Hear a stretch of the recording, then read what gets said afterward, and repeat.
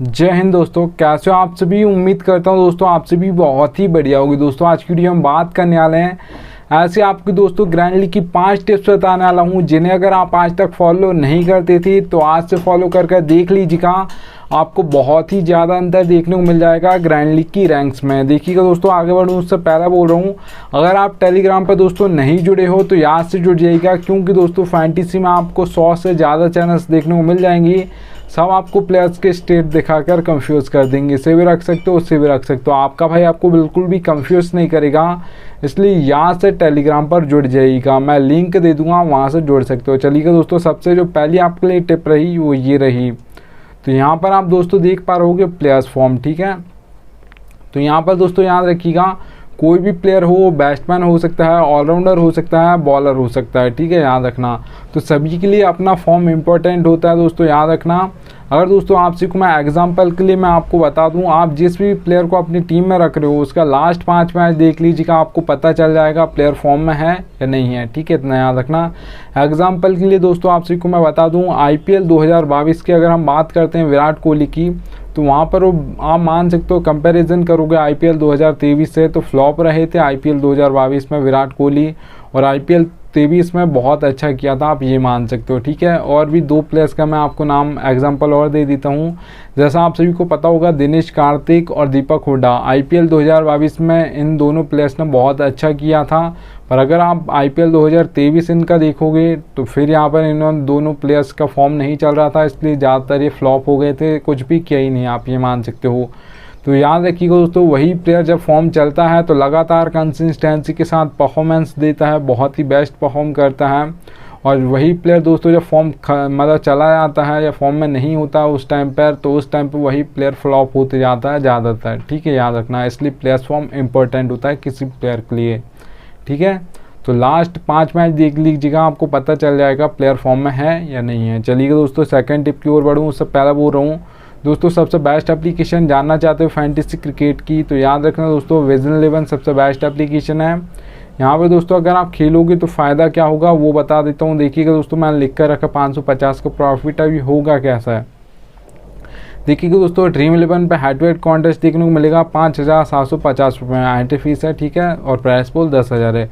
वही same to same contest आपको vision 11 पर मिलेगा 5199 रुपये में, प्राइस पोल कितना है 10,000 है। तो सीधे सीधे आप मान सकते हो 550 रुपये आपसे vision 11 same to same contest के लिए कम पैसे लेती है, एंट्री फीस कम लेती है। तो यहाँ पर आप जो आपके पैसे सेविंग्स होगी उससे आप मान सकते हो एक तरीके का आपको प्रॉफिट हो गया खेलने से पहले, ठीक है, याद रखना। तो आप ज़रूरी नहीं है आपको 5000 10,000 बड़े ही कॉन्टेस्ट खेलना, आप 200 का खेलते हो, 300 का, 500 का ये खेलते हो, छोटी छोटी कॉन्टेस्ट खेलते हो, 50 का 100 का, तो भी यहाँ पर खेलिएगा, आपको कुछ ना कुछ प्रॉफिट हो जाएगा खेलने से पहले ही। तो याद रखिएगा, एप्लीकेशन का लिंक दे दिया है, जिसके पास ना हो डाउनलोड कर लीजिएगा। चलिएगा दोस्तों, अब हम बात करते हैं सेकंड यहाँ पर पिच रिपोर्ट की। तो पिच रिपोर्ट दोस्तों बहुत इंपॉर्टेंट होती है आपकी T20 और ODI मैचेस के लिए, क्योंकि यहाँ पर आपने देखा होगा दोस्तों T20 और ODI मैचेस में क्या होता है, कोई भी यहाँ पर कैप्टन टॉस जीतता है तो वो बॉलिंग करेगा, या मतलब वहाँ पर बॉलिंग फर्स्ट करता है, फील्डिंग पहले करता है, ठीक है, मतलब चेज करना पसंद करता है T20 और ODI मैचेस में। अगर आप टेस्ट मैच की बात करते हो तो वहाँ पर कोई भी यहाँ पर टेस्ट मैच में जो मतलब कोई भी कैप्टन टॉस जीतेगे तो वहाँ पर दोस्तों 50-50 चांस होता है कि वो बॉलिंग फर्स्ट भी कर सकता है या बैटिंग फर्स्ट भी कर सकता है। तो इतना याद रखना दोस्तों। अगर यहाँ पर हम पिच रिपोर्ट की बात करते हैं तो 3 टाइप्स की आपको पिच देखने को मिल जाएगी, बैटिंग फ्रेंडली, बैलेंस, बॉलिंग। अब समझ आ रहा है दोस्तों बैटिंग फ्रेंडली पिच से कि ज़्यादातर बैट्समैन चलने वाले हैं, तो स्कोर हाई ज़्यादातर आपको देखने को मिलेगा। अगर हम T20 की बात करते हैं जो बैटिंग फ्रेंडली पिचेस पर ज़्यादातर कितना स्कोर देखने को मिलेगा, तो 170 से प्लस आपको ज़्यादातर देखने को मिलेगा, 180 हो सकता है, 190 हो सकता है, 200 प्लस भी जा सकता है T20 में बैटिंग फ्रेंडली पिचेस पर, ठीक है, याद रखना। अगर दोस्तों हम बात करते हैं बॉलिंग पिच की, तो याद रखिएगा दोस्तों बैलेंस पिच में आपके ऑलराउंडर्स परफॉर्म करते हैं, क्योंकि 4 नंबर, 5 नंबर, 6 नंबर ये ज़्यादातर ऑलराउंडर्स का बैटिंग ऑर्डर होता है, और आपके जो बैलेंस पिच होती है वहाँ पर टॉप ऑर्डर फ्लॉप हो जाता है ODI और T20 में, ठीक है, याद रखना। तो याद रखिएगा बैलेंस पिचेस पर आपके ऑलराउंडर्स परफॉर्म करते हैं, क्योंकि वो बैटिंग से पॉइंट आपको देते हैं फैंटेसी में और बॉलिंग से भी देते हैं। तो बैलेंस पिचेस पर दोस्तों आपके ऑलराउंडर्स परफॉर्म करने वाले हैं, तो 4 नंबर, 5 नंबर, 6 नंबर के ज़्यादातर है, ठीक है, इतना याद रखना। अगर दोस्तों हम बात करते हैं बैलेंस पिचेस पर T20 में आपको ज़्यादातर कितना स्कोर देखने को मिलेगा, तो ज़्यादातर दोस्तों याद रखिएगा 150 से लेकर 170 के बीच में स्कोर देखने को मिलेगा। जो नॉर्मली देखा जाता है 160 165 देखा जाता है बैलेंस पिचेस पर। अगर दोस्तों मैं बात करता हूँ बॉलिंग पिच की, तो याद रखिएगा 2 टाइप्स के तो हमारे बॉलर्स होते हैं, एक पेसर्स होते हैं जिसे हम फास्ट बॉलर्स बोलते हैं, एक स्पिनर्स होते हैं। ज़्यादातर जो विकेट लेते हैं वो पेसर्स लेते हैं क्योंकि वो पावर प्ले बॉलिंग करते हैं, और मिडिल में आपके स्पिनर्स करते हैं, और डेथ में सबसे ज़्यादा विकेट गिरते हैं तो वहाँ पर भी आपके पेसर्स करते हैं। तो याद रखिएगा वहाँ पर आप पेसर्स करेंगे तो सबसे ज़्यादा हैट्रिक्स भी जो ली जाते हैं पेसर्स ही लेते हैं, क्योंकि वो डेथ में बॉलिंग करते हैं। वहाँ पर आपको हर बॉल पर घुमाना होता है, बल्लेबाज को सेट होने का टाइम नहीं मिलता वहाँ पर किसी भी बैट्समैन को, ठीक है। आपको पहली बॉल से घुमाना होगा बल्ला, तो फिर वहाँ पर ज़्यादातर विकेट गिर जाते हैं। तो बॉलिंग पिचेस पर दोस्तों जो आपको ज़्यादातर विकेट देखने को मिलेंगे वो आपके पेसर्स लेते हुए आपको दिखाई देंगे।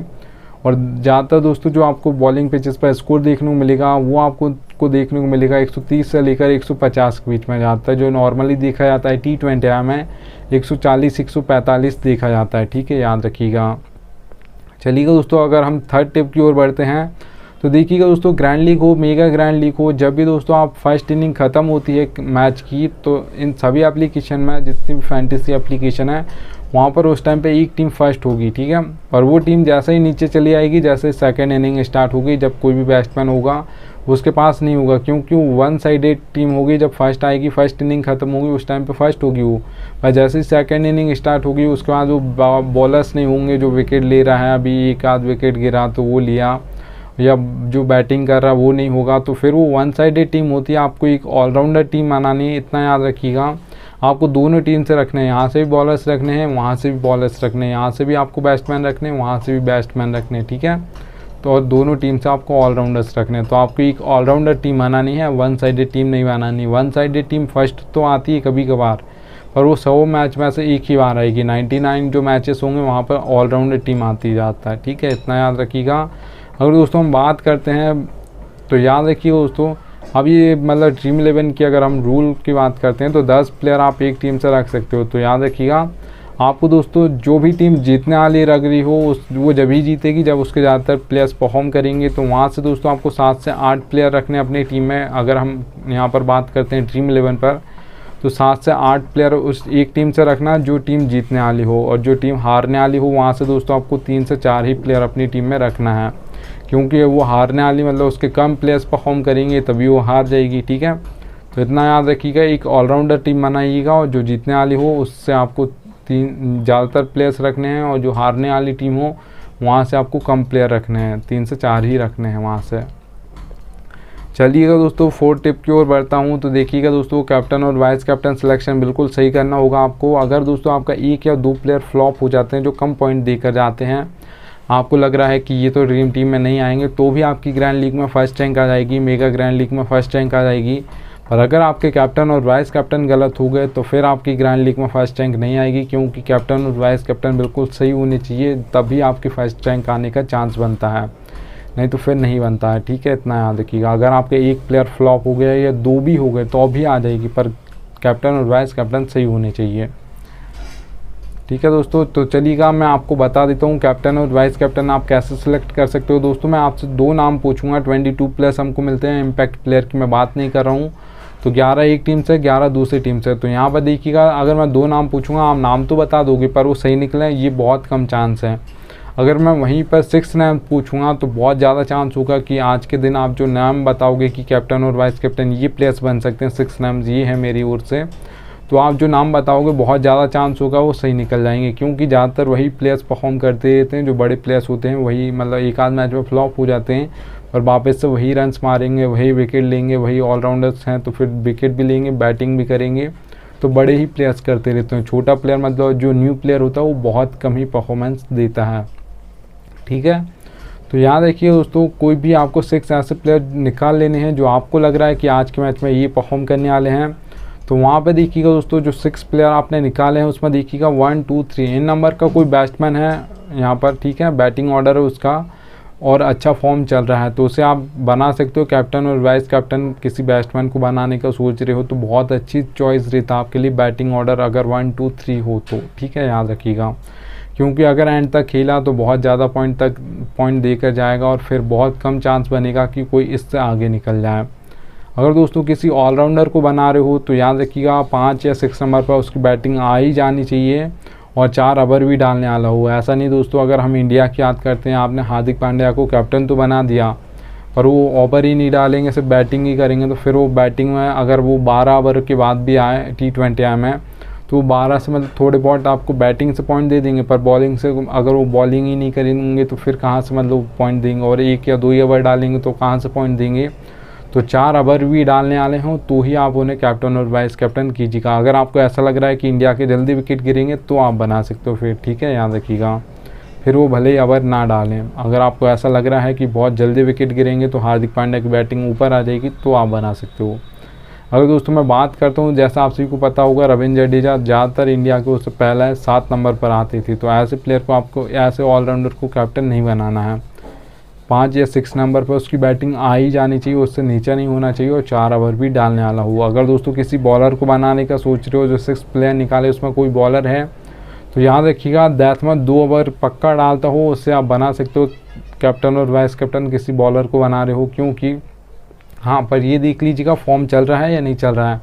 अगर फॉर्म चल रहा है और दैट में 2 ओवर डालता है तो बहुत ज़्यादा चांस होगा एक ही ओवर में वो 2 विकेट ले जाएगा और नेक्स्ट ओवर में 1 ले जाएगा, तो 3 विकेट हो जाएंगे उसके पास। ज़्यादातर जो डेथ में डालते हैं उनको बहुत ज़्यादा एक ओवर में 2-2 3-3 विकेट मिल जाते हैं, क्योंकि वहाँ पर कोई भी बल्लेबाज आउट होगा तो अगला बल्लेबाज सेट होने के टाइम नहीं लेगा, पहली बॉल पर घुमाएगा, वो भी कैच आउट होकर चले जाएगा, ठीक है, इतना याद रखिएगा। तो ऐसा आपको कैप्टन और वाइस कैप्टन सेलेक्ट करना है। चलिए दोस्तों, अब मैं आपको फैंटेसी क्रिकेट के रियलिटी बता रहा हूँ, ठीक है। ये फैंटेसी में कोई बताता नहीं है, आपका भाई आपको सिर्फ बता रहा है, ठीक है। 6 पॉइंट है दोस्तों, ये बोनस टिप है, इतना याद रखिएगा, नीड लक, ठीक है। आपको ज़रूरत पड़ेगी लक की। अगर आप कोई सा भी कॉन्टेस्ट खेलते हो, head to head, small league, mega grand league, तो वहाँ पर लक चलता है फैंटेसी क्रिकेट में। देखिएगा दोस्तों, हेड टू हेड में आपका 10% लक चलता है, 90% आपकी नॉलेज चलती है, क्योंकि 2 ही मेंबर्स होते हैं वहाँ पे, या तो मैं जीतूंगा या आप जीत जाओगे, ठीक है। तो 10% आपका लक साथ देना चाहिए और 90% आपको अपनी नॉलेज लगानी है हेड टू हेड कॉन्टेस्ट में, तो आप जीत जाओगे हेड टू हेड कॉन्टेस्ट में। अगर दोस्तों हम बात करते हैं स्मॉल लीग की, तो यहाँ पर आप देखिएगा मेंबर्स बढ़ जाते हैं, 3 से 4 मेंबर कॉन्टेस्ट को स्मॉल लीग्स बोला जाता है ज़्यादातर।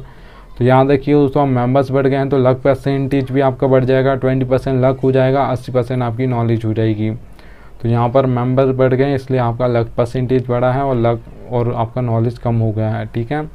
तो याद रखिए दोस्तों, 80% आपको यहाँ पर भी नॉलेज लगाना है, क्योंकि 1 से 2 ही मेंबर्स बढ़े हैं तो इसलिए लक भी ज़्यादा नहीं बढ़ेगा और नॉलेज भी आपको लगानी है यहाँ पर, ठीक है। तो यहाँ पर फालतू का रिस्क नहीं लेना है स्मॉल लीग में, तो यहाँ पर फिर आप जीत जाओगे अगर आपको 20% थोड़ा सा लक साथ दे और आपको अपने 80% अपनी नॉलेज देनी है। अगर दोस्तों grand league, mega grand league की बात करते हो तो वहाँ पर दोस्तों 50-50 चांस होता है, 50% आपको अपना लक देना है, 50% मतलब लक तो अपना साथ देगा ऑटोमेटिक, पर आप अपना बेस्ट दीजिएगा, आपको अपना 50% देना है। जब आप अपना 50% दोगे तभी लक भी साथ देगा, तभी आपकी ग्रैंड लीग में फर्स्ट रैंक आएगी। और आपको 20 टीम नहीं बनानी है, 6 आप टीम बनाइएगा। ज़्यादातर आपने देखा होगा 1 2 3 4 5 6 इन नंबर्स की टीम ही फर्स्ट आती है, बहुत कम होता है कि 20 18 19 ऐसे नंबर की टीम फर्स्ट आ जाए, क्योंकि वो तुक्का होता है, बहुत कम लगता है। जो नॉलेज से लगाते हैं वो 5 से 6 टीम बनाते हैं, बस सोच समझ कर बनाते हैं कि आज मैच ऐसा जा सकता है, ठीक है, इतना याद रखिएगा। तो ये रियलिटी है, पर फैंटेसी में कोई बताता नहीं है। चलिएगा दोस्तों, थैंक्स एंड DN आ चुका है। अब मिलता हूँ आप सभी से नेक्स्ट वीडियो में, तब तक के लिए जय हिंद।